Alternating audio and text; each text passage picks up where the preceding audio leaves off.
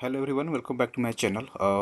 आज हम बात करेंगे टीसीएस में अगर आपका ज्वाइनिंग हो चुका है एंड ज्वाइनिंग के बाद से आपका प्रोजेक्ट भी लोकेशन होता है। मोस्टली हम बात करेंगे एक्सपीरियंस कैंडिडेट के लिए, क्योंकि फ्रेशर कैंडिडेट में ये सीन होता है कि अगर आपने टीसीएस ज्वाइन कर लिया है तो आपको एक अनलोकेटेड पूल में रखा जाता है, जिसमें आपका ट्रेनिंग एंड बहुत सारी चीज़ें चल रही होती है इक्विवेलेंट।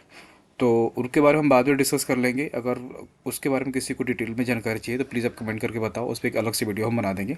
बट आज हम जो वीडियो बना रहे हैं डिस्कस करेंगे वो मोस्टली ईपी एक्सपीरियंस प्रोफेशनल के बारे में हम डिस्कस कर रहे होंगे।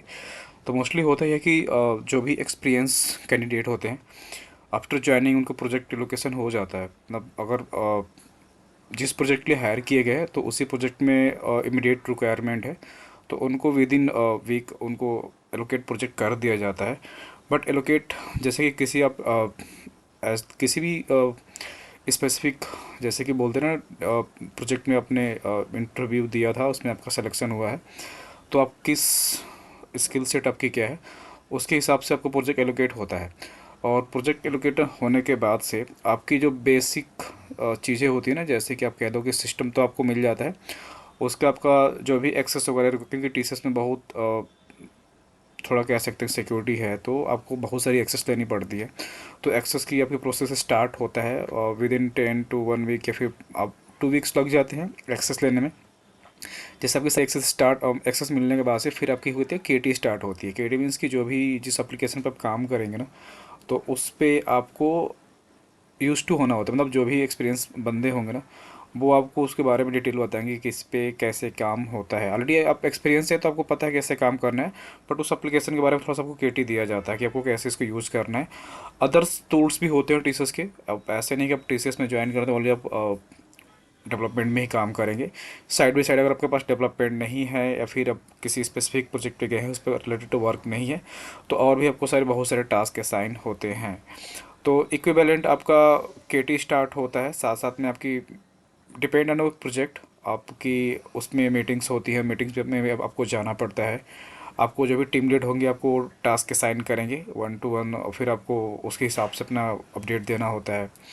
तो ये सारी बराबर चलती रहती हैं टीसीएस में, मतलब आपके प्रोजेक्ट से रिलेटेड। देन आपका जैसे मंथ गुजर जाता है या फिर 2 मंथ 3 मंथ, तो एक्चुअली आप यूज टू हो जाते हो हर चीज़ से। मतलब आपके अपनी जो भी टूल्स एंड जो भी आपकी एप्लीकेशन है, देन ना आपको फिर आगे की कुछ चीज़ें जैसे जैसी आती जाती हैं as per the client requirement, वो फिर आप ऑलरेडी आपको आइडिया है कि कैसे काम करना है, फिर आप ना उसको आप गैदर करने लग जाते हैं धीरे धीरे, ठीक है ना। तो अगर आप एक्सपीरियंस कैंडिडेट एज ज्वाइन करते हैं तो आपको ज़्यादा प्रॉब्लम नहीं होती है किसी भी एप्लीकेशन पे काम करने में या किसी भी टूल्स पे। मतलब टूल्स के एप्लीकेशन जैसे कि आप जावा डेवलपर कर रहे हैं तो आपको आई नो आपको कैसे काम करना है, क्या डेवलप करना है, रिक्वायरमेंट आएगी, फिर अपने हिसाब से आप उसको यूज़ करके आप काम कर सकते हैं। कोई एपीआई पे काम करना है या फिर किसी एप्लीकेशन पे काम करना है, न्यू एपीआई पे काम करना है, या फिर एग्जिस्टिंग पे चेंजेस या फिर डेवलपमेंट करना है। तो बेसिक आपको एक तरीके से केटी ट्रांसफ़र नॉलेज ट्रांसफ़र दिया जाता है। देन उसके बाद से एप्लीकेशन की नॉलेज आपको थोड़ी सी लेने में टाइम लगता है कि कैसे ये एप्लीकेशन प्रॉपर वर्क कर रहा है। अगर एग्जिस्टिंग प्रोजेक्ट है तो आप थोड़ा सा उसमें टाइम लगता है, ठीक है ना। तो इतनी सारी चीज़ें होती हैं, मतलब बेसिक चीज़ें मैंने आपको बताया इसमें क्या होता है, ठीक है ना। ये आई थिंक ये सब जैसे कि आईटी लाइन में कॉमन होता है, कहीं भी आप न्यू ज्वाइन करते हैं ना, तो आपको सेम चीज़ प्रोसेस फॉलो होता है कि आप ज्वाइनिंग के बाद से आपकी ना सारी एक्सेस वगैरह ली जाती हैं, और उसके बाद से आपकी नॉलेज ट्रांसफ़र होता है कि आपको कैसे एप्लीकेशन पे काम करना है, किस एप्लीकेशन पे क्या करना है। बट इधर थोड़ा सा ये होता है कि आपको वी रिलैक्स बहुत आराम से सारी चीज़ें करनी होती हैं, बहुत जल्दी नहीं होता है, क्योंकि आपको एक्सेस मिलना होता है, क्लाइंट का एक्सेस चाहिए होता है, फिर आपको मल्टीपल एक्सेस लेने पड़ते हैं, तो उसमें थोड़ा सा टाइम लगता है, अप्रूवल होता है, हर टीम से अप्रूवल लेनी होती है। तो बट हो जाता है विद इन 2 वीक्स या फिर 1 वीक्स में, depend on your approval and all things.